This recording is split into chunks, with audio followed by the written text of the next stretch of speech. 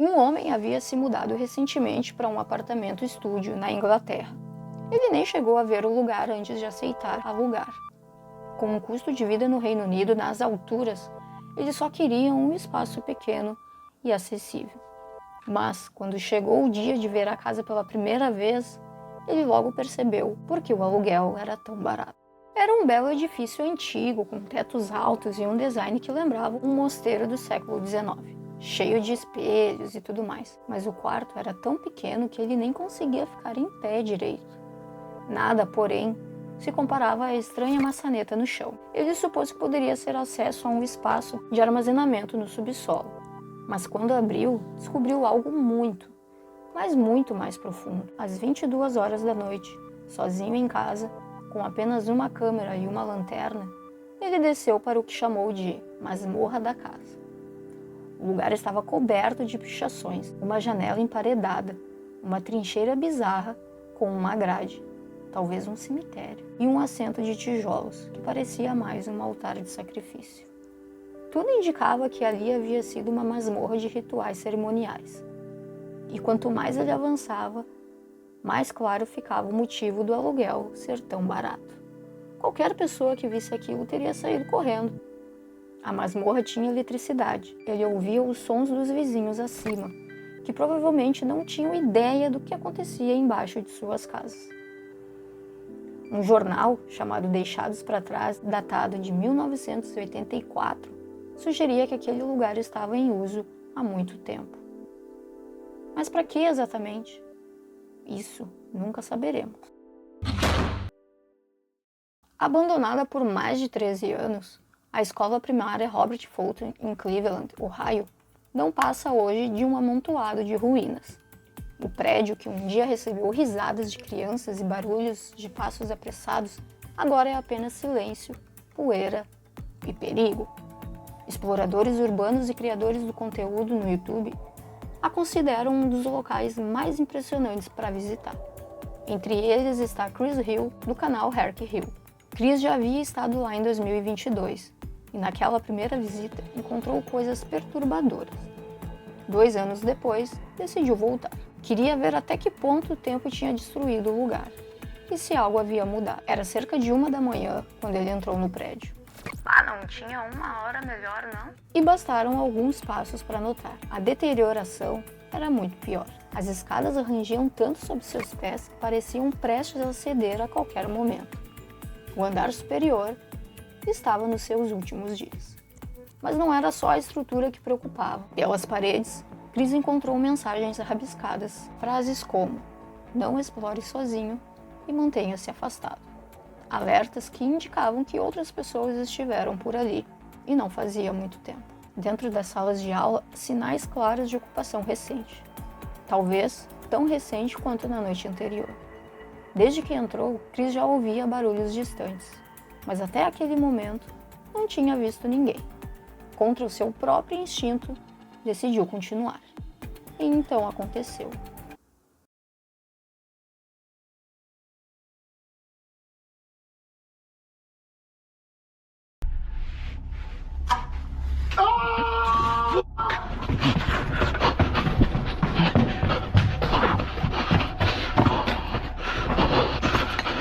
Somebody's in there. Oh shit.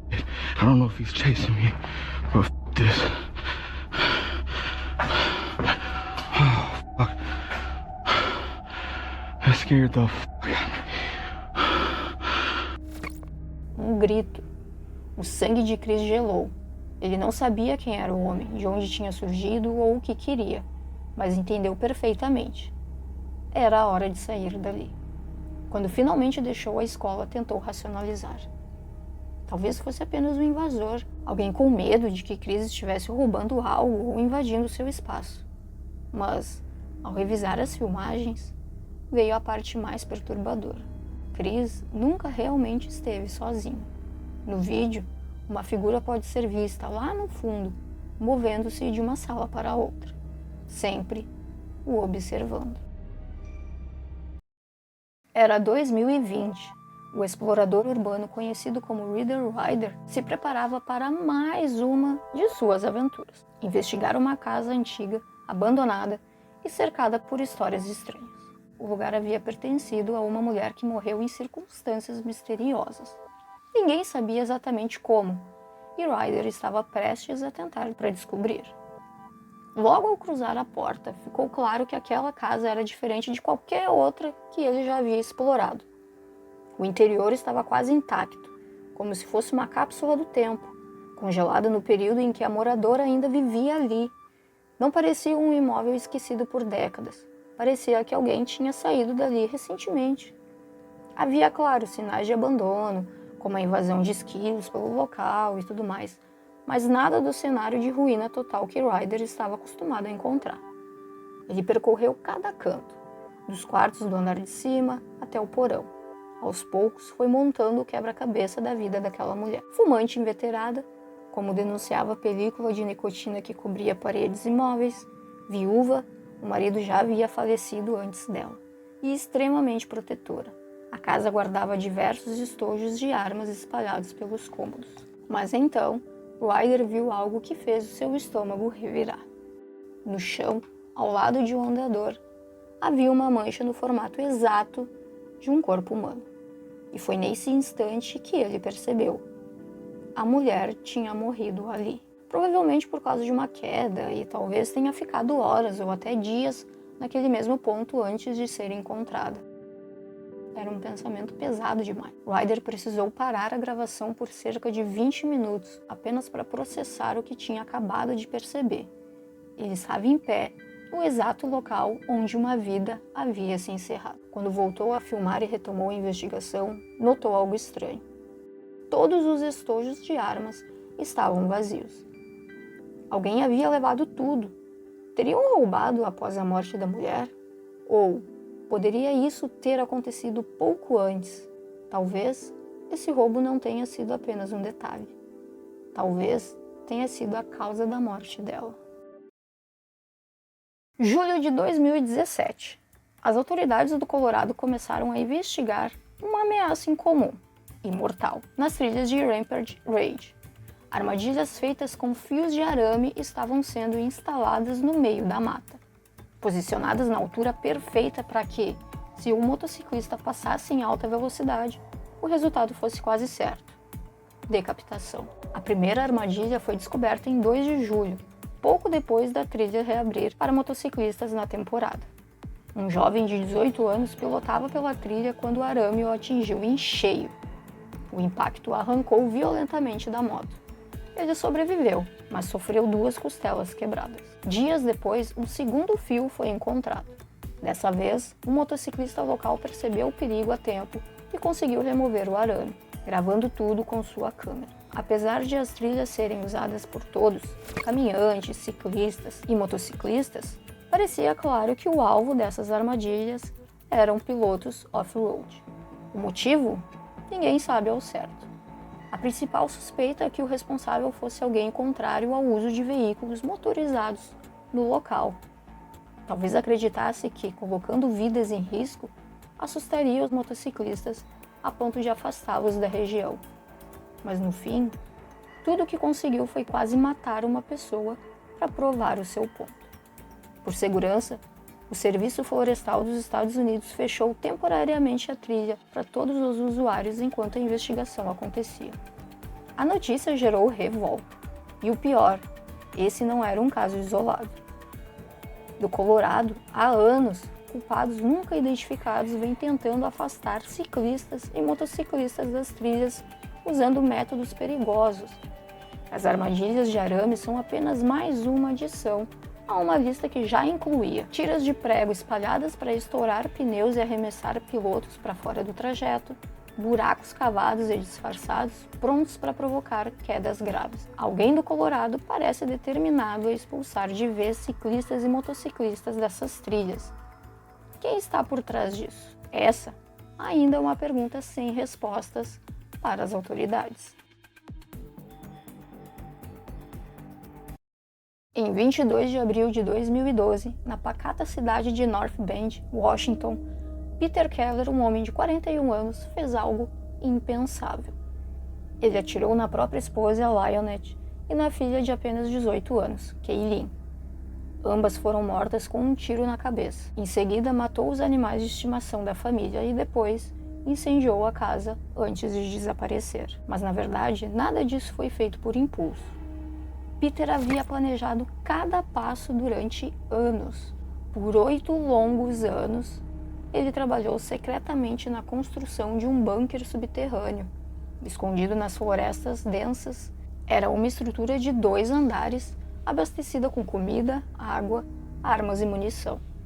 Peter acreditava que o fim do mundo estava próximo e que seria cruel e implacável. Em sua mente distorcida, matar sua esposa e filha era, de alguma forma, um ato de misericórdia.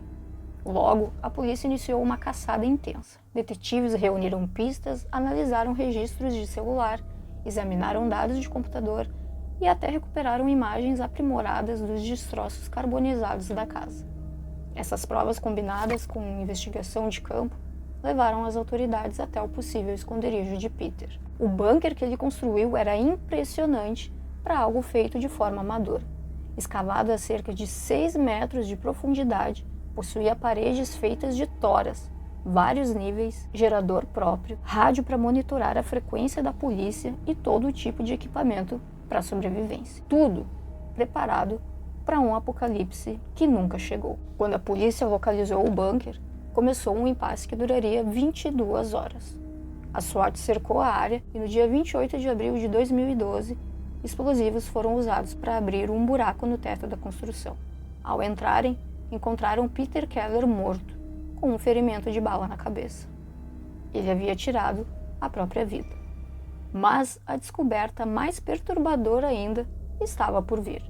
Após sua morte, os investigadores encontraram um diário em vídeo gravado cerca de 2 semanas antes do crime. Nele, Peter falava com frieza sobre abandonar a sociedade e mencionava com naturalidade que poderia acabar se matando. No fim, tudo o que Peter prometeu a si mesmo, ele fez, sem hesitar. E aí fica a pergunta: será que ele realmente acreditava no apocalipse? Ou essa foi apenas a justificativa perfeita para um crime meticulosamente calculado? Era 28 de maio de 2013. Cornualha, Inglaterra. O fotógrafo britânico Jacob Cockle, de apenas 28 anos, seguia para registrar algo tão perigoso quanto fascinante. Um redemoinho real. Jacob já havia conquistado muito em pouco tempo. Sua ousadia diante das lentes e a paixão pelo oceano o levaram a capturar algumas das imagens mais marcantes do fotojornalismo britânico. Ele não tinha medo de arriscar a própria vida pela foto perfeita. E essa coragem lhe garantiu até mesmo uma viagem para a Antártida. Mas, antes de embarcar nessa aventura, queria uma última imagem. O destino escolhido foi Carnews Pool, um local famoso por seus redemoinhos perigosos, cercado por placas alertando sobre as correntes fortes. Ao lado do amigo David Rain, que ficaria responsável pela filmagem, Jacob planejava nadar dentro do redemoinho. Um plano tão arriscado quanto insano. Para fazer algo diferente, ele entrou na água usando uma cabeça de cavalo de plástico. Sim, vocês não ouviram errado. Durante os primeiros minutos, Jacob conseguiu se manter fora de perigo, nadando de costas para evitar ser puxado pelas correntes. Aqui já era o suficiente para sentir a adrenalina, mas ainda com algum controle da situação. Só que para Jacob isso ainda não era o suficiente. Ele queria uma imagem subaquática, pegou a sua GoPro, mergulhou e nunca mais voltou à superfície. Quando percebeu que algo estava errado, David entrou em pânico. Procurou ao redor, verificou o túnel de drenagem, acreditando que a correnteza poderia ter levado Jacob até lá. Mas não havia nenhum sinal dele. Até que, do outro lado da piscina, David o viu boiando de bruços. As tentativas de reanimação começaram imediatamente. RCP feita por David, Jacob foi levado de helicóptero ao Hospital Royal Cornwall, mas não resistiu. O laudo apontou morte por afogamento. Havia traços de cetamina no organismo, mas em quantidade insuficiente para causar intoxicação. A morte foi classificada como acidental. O legista descreveu Jacob como um nadador experiente, mas também como alguém que assumia riscos calculados. Sua partida abalou profundamente a comunidade. O funeral lotou tanto que a igreja atingiu a capacidade máxima. E um ano depois, o sistema de drenagem em Hale Harbor foi modificado, eliminando o redemoinho que tanto fascinou, mas que no fim tirou a sua vida. Em 2 de outubro de 2006, Frances Elaine ligou a câmera. Aparentemente, seria apenas mais um vídeo de desabafo sobre o fim de um casamento. Mas, para quem assistiu depois, aquelas palavras pareciam um aviso do que estava por vir. Frances tinha apenas 20 anos quando deixou sua cidade natal e se mudou para Ontário, no Canadá. Foi lá que conheceu Leo Campbell. Eles se casaram, mas a promessa de uma vida feliz se desfez rapidamente. O casamento acabou e, com ele, veio a disputa amarga pela guarda dos filhos. Entre as acusações, Frances dizia: 3 years of physical, emotional, and mental abuse that I endured tremendously by Leonardo Campione, and then the past year from Anna and Diego Campione, the mental and emotional abuse, which wouldn't stop, and I had CAS keep bringing these two people into my life over and over again when I kept telling them the amount of mental and emotional abuse it was causing my 3-year-old daughter Serena and I and Sophia. It was horrible and uncalled for. And I want justice to my family for what they have all done to us. I cried out for help. They should have charged him for the assaults he did to me, the assaults he did to my oldest daughter Serena, and they did nothing for us. No vídeo, a raiva de Frances era evidente. Ela falava de Leo com ressentimento profundo e chegou a afirmar que Deus estava cuidando dos filhos que eles compartilhavam. O tom era ameaçador, mas a verdade é que o que viria depois seria muito mais sombrio. Pouco tempo depois dessa gravação, Frances faria algo inimaginável. No silêncio do apartamento, ela afogou suas 2 filhas, Serena e Sofia, ambas com menos de 3 anos de idade, na banheira. Em seguida, vestiu as meninas com pijamas limpos, colocou-as lado a lado na cama e tentou tirar a própria vida. Ela não conseguiu. Frances foi presa e acusada de 2 homicídios qualificados. O julgamento durou 7 semanas. A defesa alegou insanidade, destacando seu histórico de transtornos mentais, diversas internações psiquiátricas, tentativas de suicídio e delírios psicológicos. Para seus advogados, era apenas uma questão de tempo até que algo assim acontecesse. Mas havia um problema: o vídeo. A gravação mostrava que Frances sabia exatamente o que estava fazendo, compreendia que era errado e, mais do que isso, tinha a intenção de ferir o ex-marido. Em 5 de novembro de 2010, o júri a considerou culpada de homicídio em 1º grau. A sentença: prisão perpétua, com no mínimo 25 anos antes de poder pedir liberdade condicional. Frances recorreu, mas em 2015, parte das apelações foi negada pelo Tribunal de Apelação de Ontário. O juiz Alfred Stonk, que presidiu o julgamento, causou polêmica ao afirmar que, se pudesse, teria anulado o veredito, sugerindo que os crimes estavam ligados ao abuso que Frances teria sofrido. Ainda assim, para a maior parte do público, não havia desculpa. O que Frances fez estava muito além de qualquer possibilidade de perdão.